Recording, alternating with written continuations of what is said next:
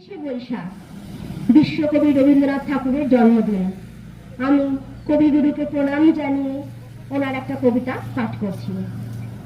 তবে এটা হচ্ছে কবি বরুণ হালদারের লেখা কবিতা 25শে বৈশাখ। আচ্ছা, ঠিক করে শোনা যাচ্ছে তো? ঠিক আছে। তুই চিন্তা করছিস কেন? আমরা তো শুনছি, তুই বলে যা।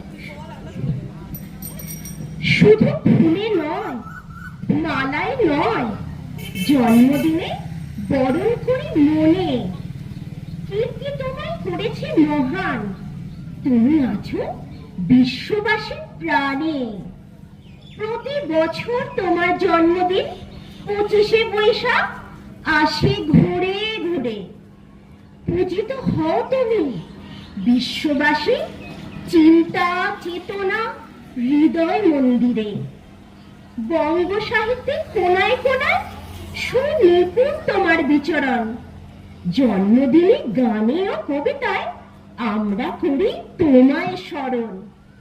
তোমার সৃষ্টির সবই যেন প্রবাহমান অসীম অমৃত ধারা।